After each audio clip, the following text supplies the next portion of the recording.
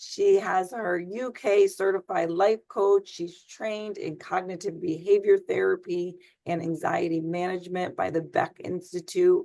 With a background in political science and business administration, she brings to us both the emotional and strategic insight to her work. She's lived in Chile, the UK, currently in Paris, Germany, Spain. She has a rich multicultural perspective that's going to always enhances her global coaching and her therapy practice. She works in Spanish, English, and in French. She helps clients build their emotional resilience and well-being through evidence-based approaches. Within the organization, she's currently developing and delivering a program she's created and registered called the Resilience Pathway Program, for a major international organization with presence in 92 countries.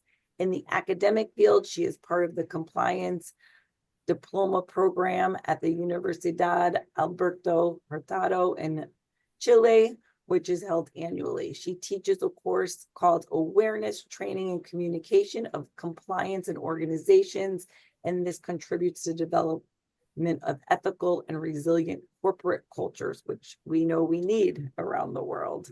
Lorena is the author of the book, Acaso Moral, Si No Puedas. Oh, don't let my Spanish get that far. You can see what her book is, and we can get that on Amazon if we're interested. And this is what she's going to talk to us today, based on a true story of her workplace of harassment, emotional recovery through resilience. The English version is Resilience to Triumph Over Psychological Abuse. She's currently in the process of publishing that book as well. So with that, without any more words, we want to introduce Lorena, who's committed to excellence, lifelong learning. Her mission is to empower people. Today, we are lucky that she is empowering us to live fuller lives with purpose, resilience, and meaning. So welcome, Lorena. Thank you very much. I am gonna share now the screen to start. Let me see. Is that okay? Can you see it all right? Yes? Not yet. Yep. Yeah. Go ahead and put it in slideshow. Great. Perfect. First of all, before starting, I would like to hear from you. What do you expect of this session today? Please feel free to say. Well, I expect to navigate how you use the strengths in your work and how it affects the life in general. Okay. Anybody else?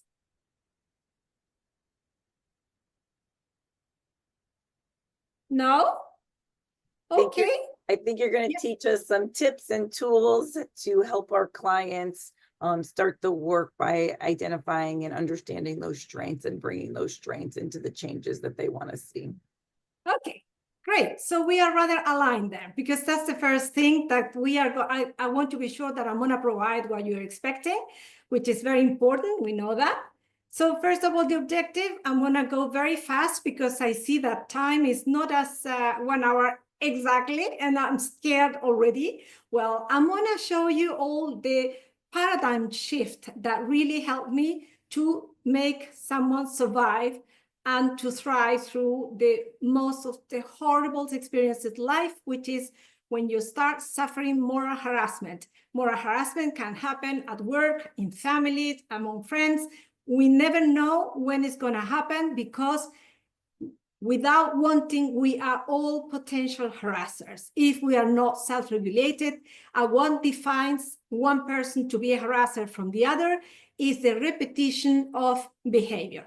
So we are going to understand this paradigm shift in practice, and then we are going to talk about these character strengths, what is it about, and all based or rounded by the experience, Gabrielle's experience. So my objective today is to inspire you to make this shift of perspective, to start working and living life from what it works. Because life at the end of the day is not about what we have.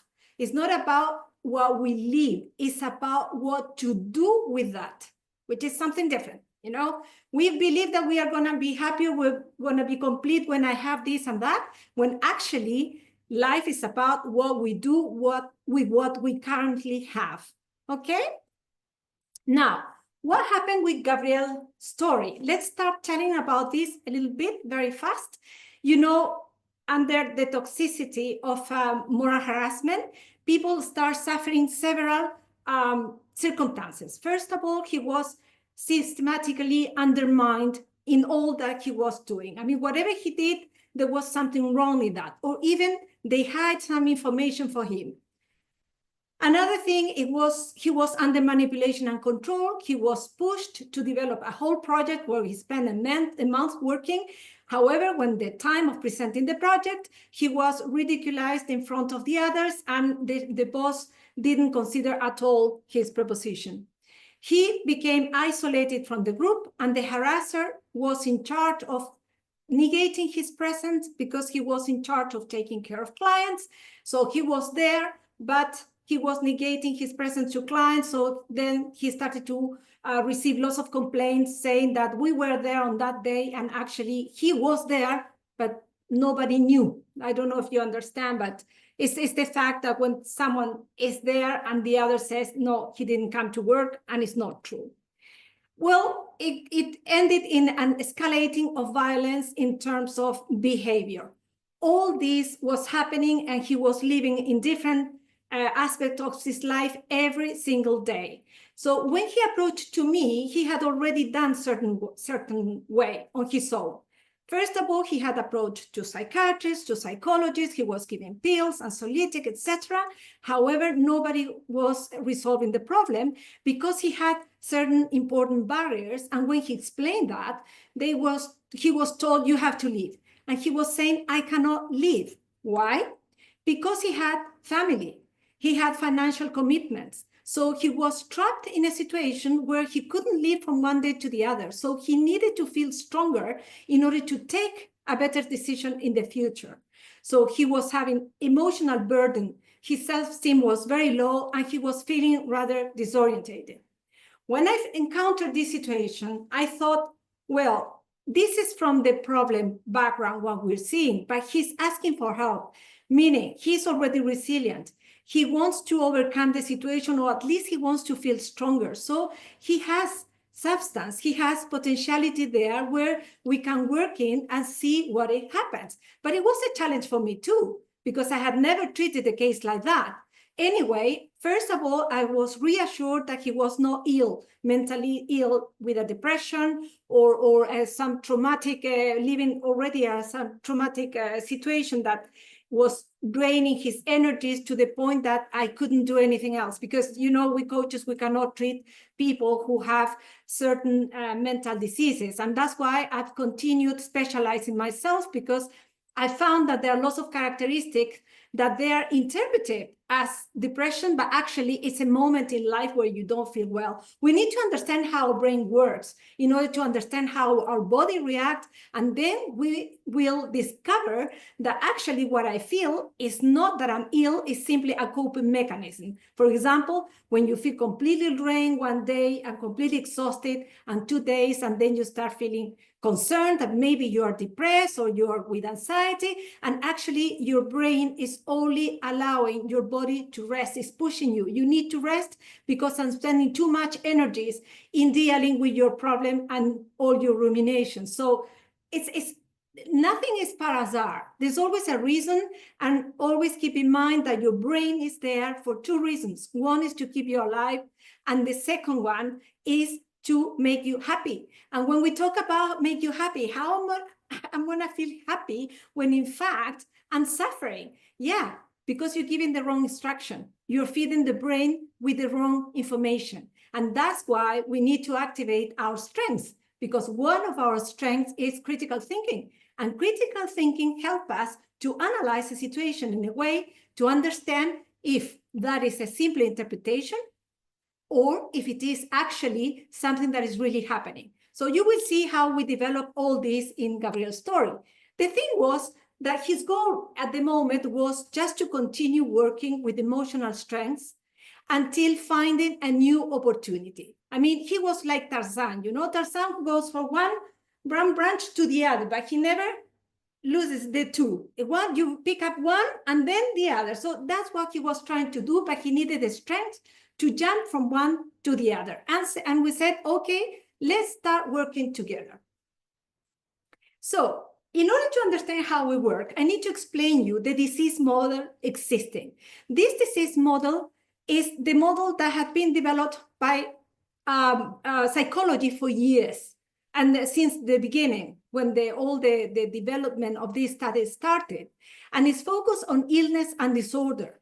It's identification and treatment and symptoms. It's psychological problems as central points. It's the evaluation of deficits or dysfunction. The goal is to reduce distress. The interventions are to correct problems. The therapies are to cure illnesses. It's already exhausting. And then all is ruled and guided by the DSM-5-TR, which is the Diagnostic and Statistical Manual of Mental Disorder. Okay? That is a disease existing model where the majority of clinical psychologists and psychiatry work. Now, what is the healthy model? The healthy model was developed by Seligman, and he was the one who started to see life from a different perspective. Why? Because he realized that after 20 years treating people, he managed to bring back people to a stable situation. But then what? What happened to then what?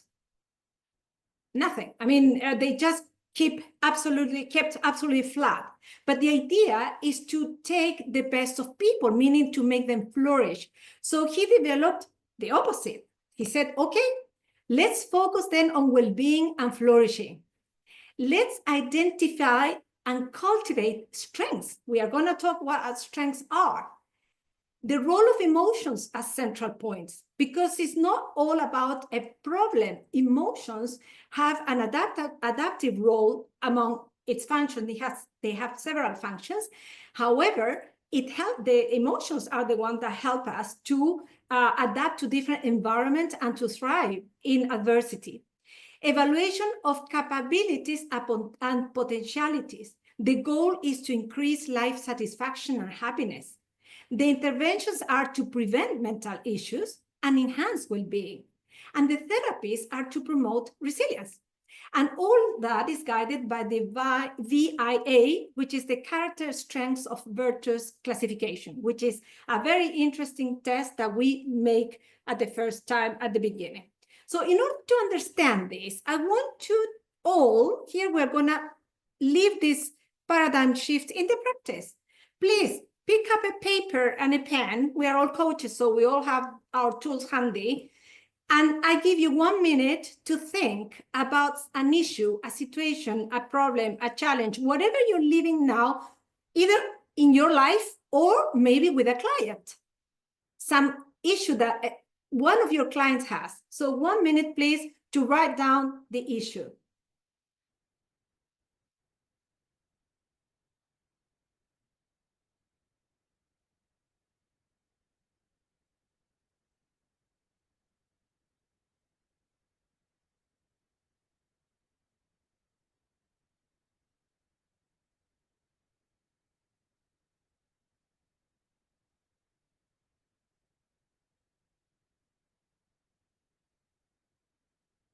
If you're ready, maybe you can raise the hand so I know. Okay.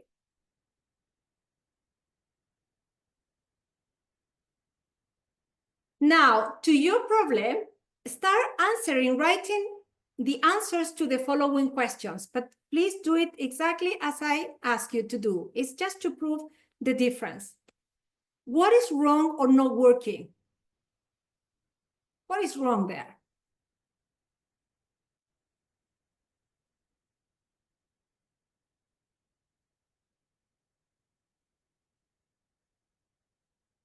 What is missing?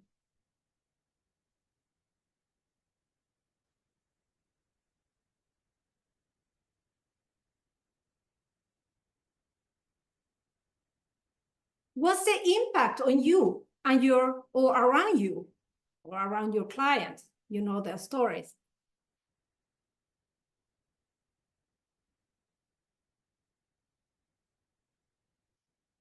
Now tell me what emotions, write it down. What emotions are you feeling now regarding to this situation?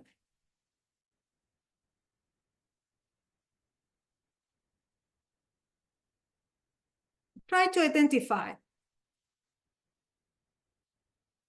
Okay? Now let's switch to the other side. Think about the same situation and tell and write what's still working in you or in the environment. What is still functioning there in that situation? It can be a little thing, something. There's always something functioning. Nothing is all or nothing.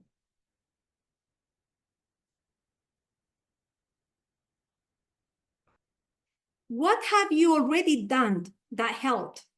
Is there any action that you've already done? Little thing, little step that makes the difference? What resources, human, economic, familiar, social, whatever, could support you to continue moving? What resources?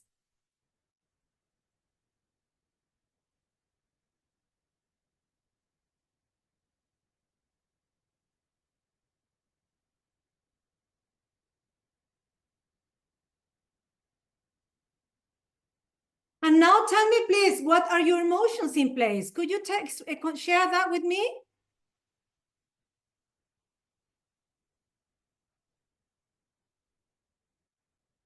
What emotions are around those questions and answers? The last ones. Connection, gratitude, hope, faith, interesting, happy. Perfect. You see how it changes? That's the thing. That's what we need to achieve with our clients by making these kind of questions is when we really start getting their agency and they start recovering again. And this is exactly what happened with Gabriel in this journey. What happened? At the beginning, the initial state, he was in a state of survival under threat. And he was feeling stuck, devalued, emotionally exhausted, and alone. And he was focused on the disease model. What's wrong with me? What is this happening? Why me? Normal questions. What happened when we started to change the paradigm and make the other questions? Well, immediately, the question was, what's still working on you? And what can you do in that kind of environment, even small tasks? And he started to develop the tasks that he could do because there was a moment where he was removed from all his responsibilities. Even he was sent to the reception after being an executive, go to the reception, all as part of this terrible, vicious attitude. And what he did there, he flourished there. He was given an excellent service. He was focusing in what he could do and give it his best. It was work for the team because then he was known in person and with name. So it worked completely counterproductive. Why? Because he was focused in what he could do, in what was working. Then, by doing these small actions, he started to put in place his values and also to understand that for him, justice was very important, how to treat people, precision, service, the sense of agency. And then one of the tasks that we did was to start making a journaling of events, but journaling of events without emotion, meaning the facts. Why? To avoid misinterpretation. Because even, believe it or not, we managed to find the strengths in the harasser because nobody is 100% bad and 100% good. The thing is, there are some contexts, there are some history, experience that make us behave in this or the other way, or triggers in our life that suddenly open this Pandora cage and you appear and turn up in a way that you never expected, for good or for bad or for whatever, you know? So journaling without just setting the fact helps a lot, and it helped indeed to him. But what are the emotional strengths? Do you know what emotional strengths are? Do you have any idea?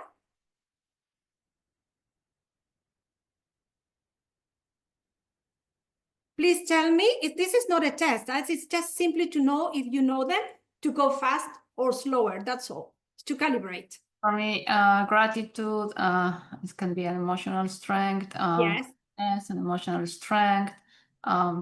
Maybe awe if we link with spirituality as kind of strength. Right. Or fairness. Yes. Well, and different others that maybe the justice that you mentioned from this person.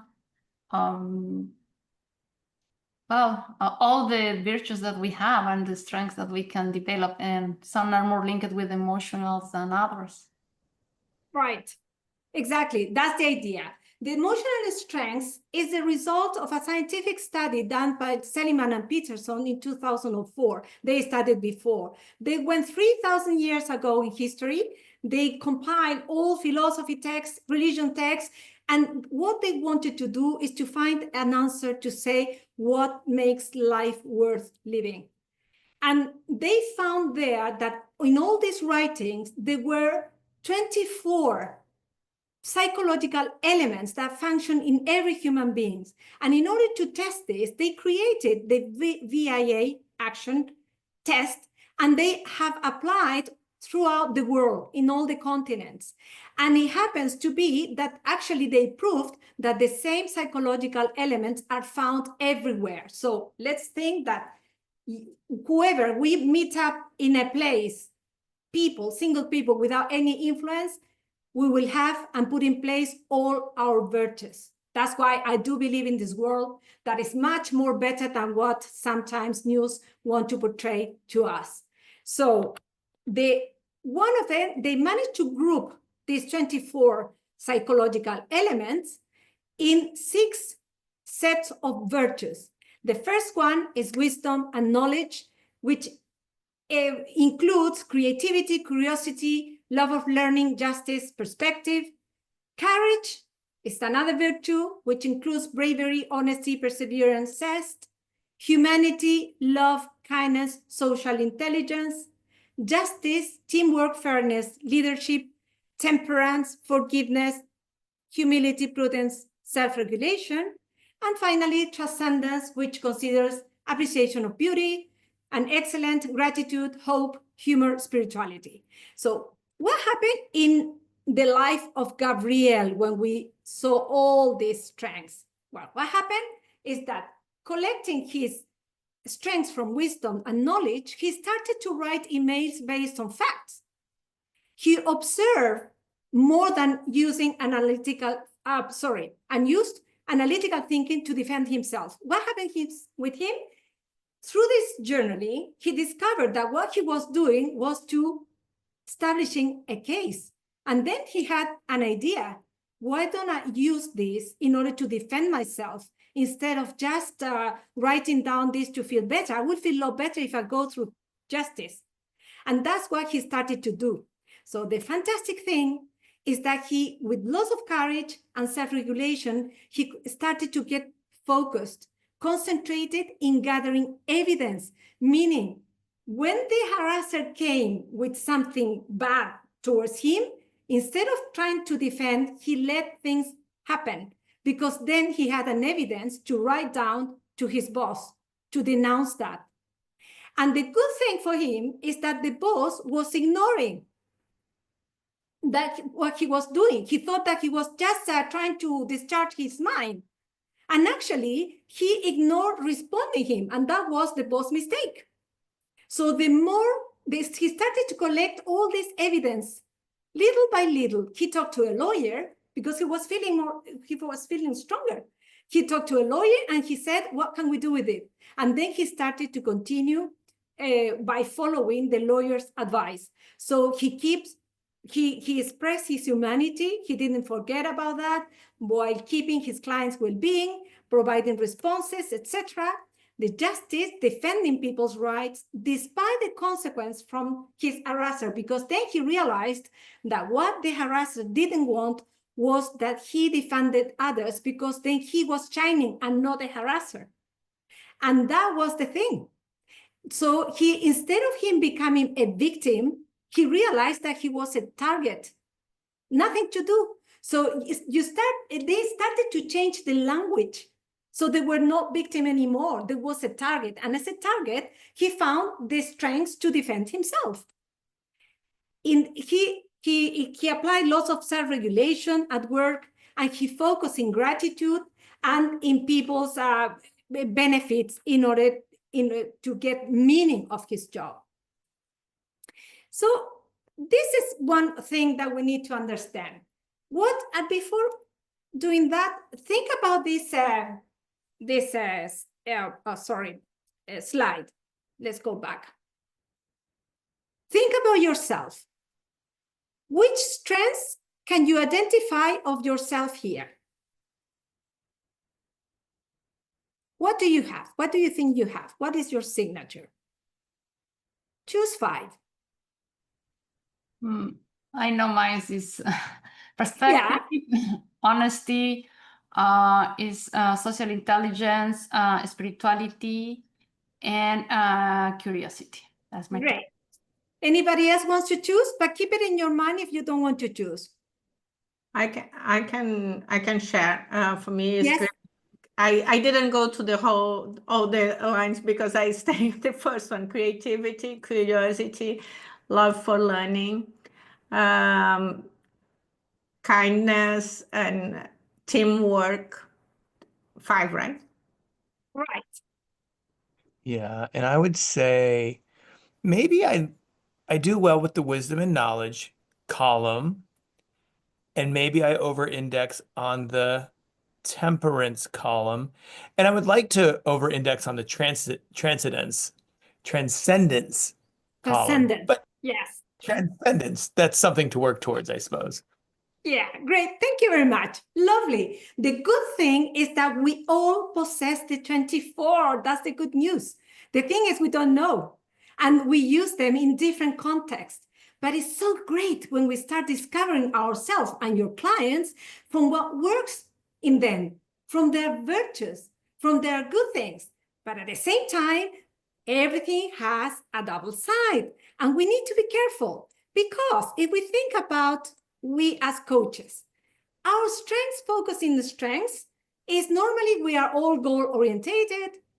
We have lots of empathy, curiosity to dig down and know what's going on there, appreciation of excellence. We like things well done. Creativity, we need to be flexible. Yeah, we'll use this tool, this other tool. Social intelligence, of course, to gather people.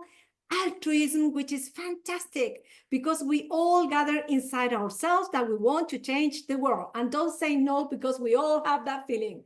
We want to do something for society. We want to do something for the well-being. We want to collaborate, and that is fabulous. We also possess critical thinking. It's necessary in order to calibrate things.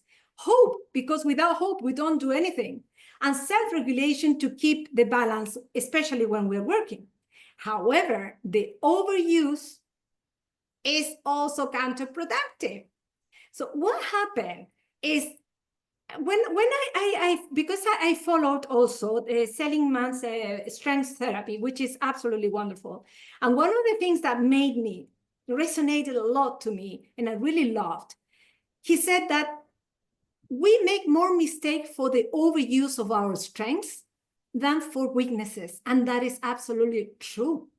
And your client feels so good when, instead of you telling, oh yeah, maybe that's wrong, it shouldn't be done, is, you know what? If you are a perfectionist, it's because you are overusing your appreciation of excellence. It's completely different story than just saying perfectionist. You know, it's the excess of appreciation of excellence. If you lose patience, or the client loses patience, it's because he's excessively goal-orientated. So he wants things fast, right now. So it's excess. Another excess, for example, in altruism, is the lack of boundaries.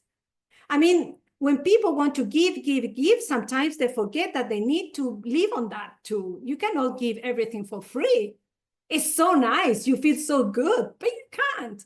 It's not very adequate. Yeah, you can divide some part for free, some part, but not all. Critical thinking. to avoid over-analysis. Sometimes to give too many rounds in the same subject is not healthy either.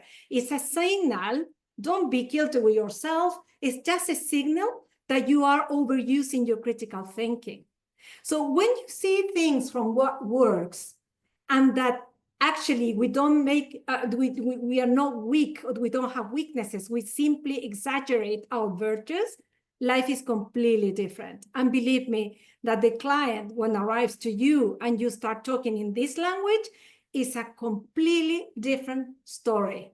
Believe me that it happens. And that actually I've had lots of success in that sense.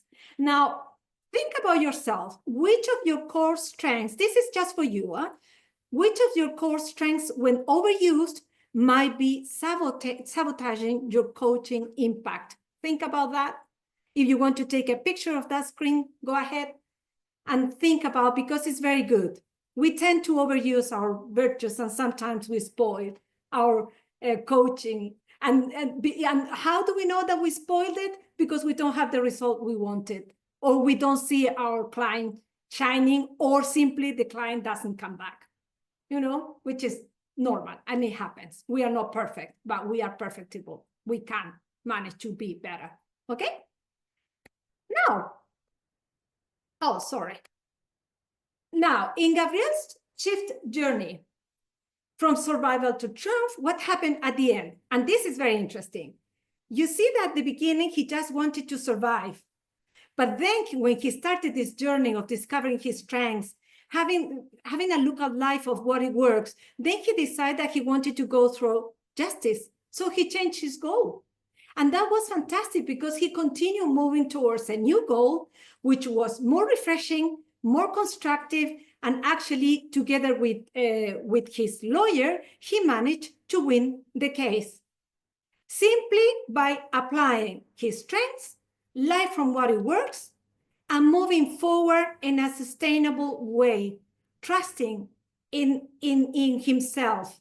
And that defined him at the end, not by abuse, but for his capacity to grow stronger through it. And that made the whole difference. To take a case like this is not simple and it's risky, I must say. People have to go, coaches, step by step, always checking that the person is not damaging himself, because sometimes if they are under depression, it's counterproductive, but they will run away anyway. And you will notice why, because someone who's stuck in the past is someone who doesn't want to move forward. So be careful with that if you're gonna treat a case like this. And not all the cases are the same. Personality traits are very important. But overall, what I've been proving with my coaching sessions, and now I made a mixture between coaching and therapy, but it's about the language. The language, when we speak the language, the healthy language, results are completely different because we take the best of clients. Now for you, key question, you said some tips.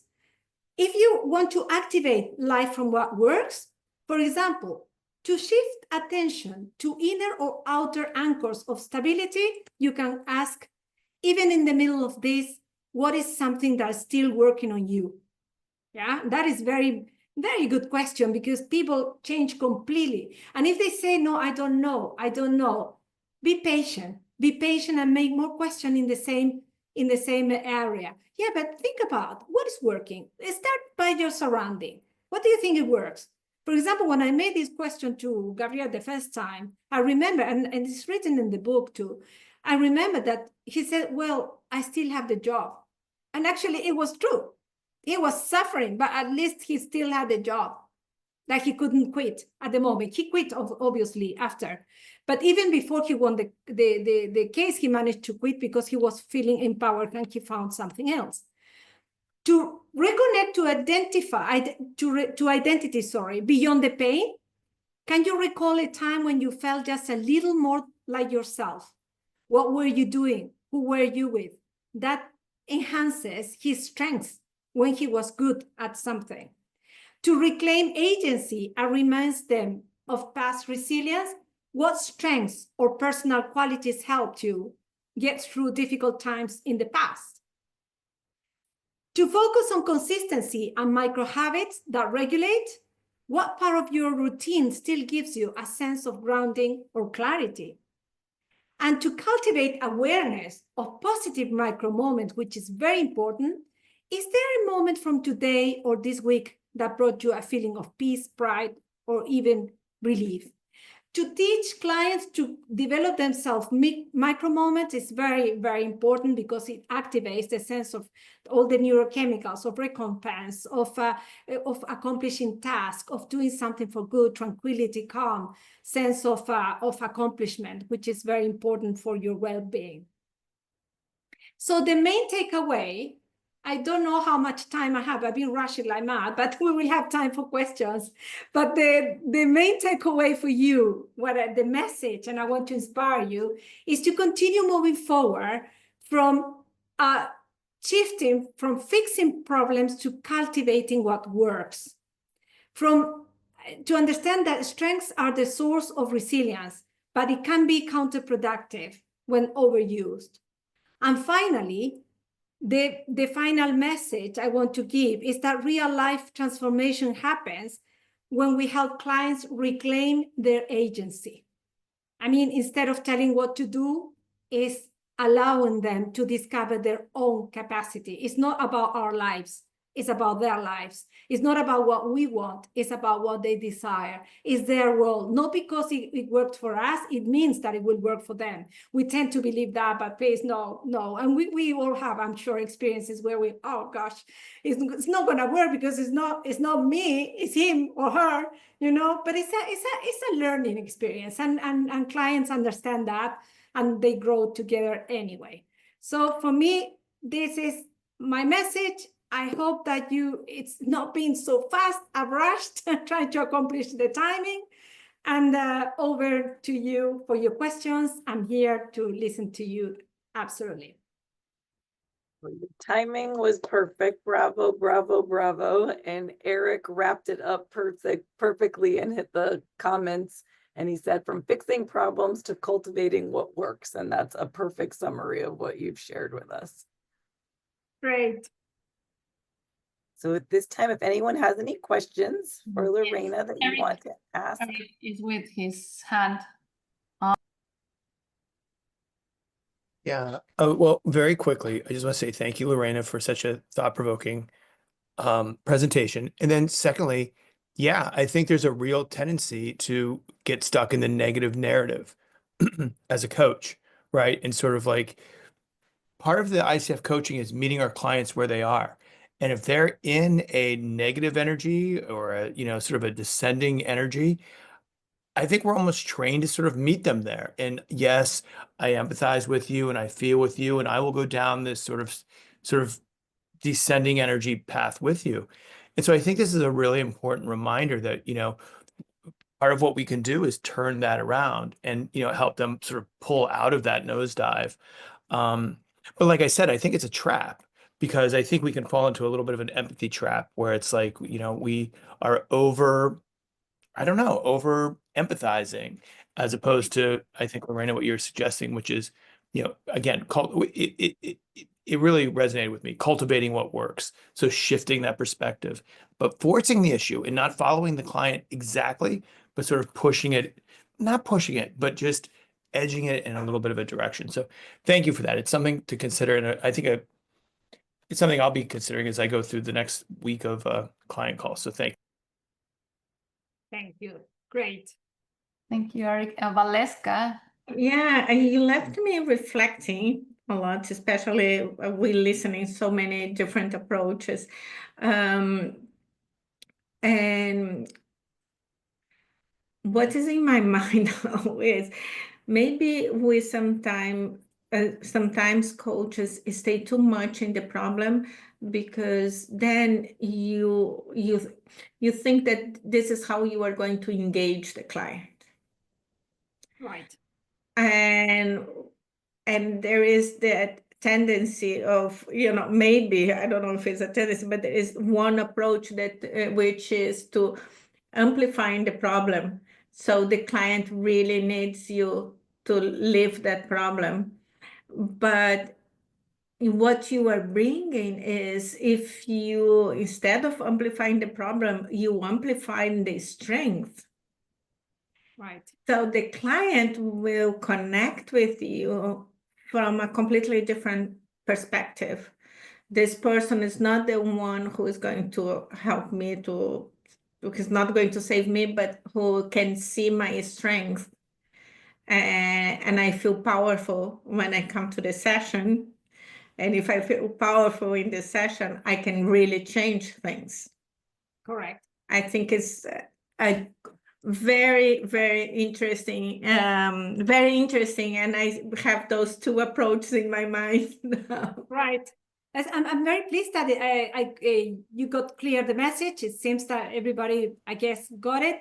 And as Peterson said, we cannot build on weaknesses. We build on strengths.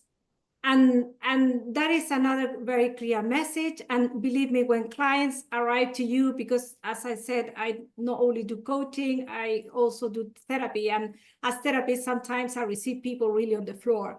And I just, they start crying sometimes in front of me. And I just wait a little bit and say, you know what? I think that you're a very resilient person. And they look at me like, what are you saying? What makes you say that? Because a resilient person, even if suffering, asks for help. Those who are not resilient, they just, nature is very wise. Yeah. They just let themselves go. But the naturally, we are more resilient than weak. And we are much more stronger than what we believe. So this approach is so healthy. That is what is called healthy model. And that's the invitation. Yeah, Lorena, yeah, I want to share. I use coaching with, well, I name positive psychology, but it's the healthy model. And I really see how clients move forward. And even when burnout clients, and also talking with psychiatrists, the approach of well-being and positive psychology is huge. I love the health model because I think when you call positive, people feels like, oh, that also is negative, but it's not this understanding. It's the understanding that how emotions and strengths works. And if you work with what works well, it's really, I would say, uplift and make the movement that we want to see in our clients. Even though it was a discussion the other day about if we can help our clients, is more about leading, but is at the end I say we work with thoughts and emotions, and you can say, how are you doing today? Or you say, what good news you have for me? Immediately you are shifting the client to open up to positive. Or Right. how do you feel really like to the reality? So even our words can help to make this movement. And what we are going to do is like shift this positive that you mentioned and make this openness. At the end, we want that they be open and creative. So this is something that I want to share with you, and I would love to hear your thoughts about this.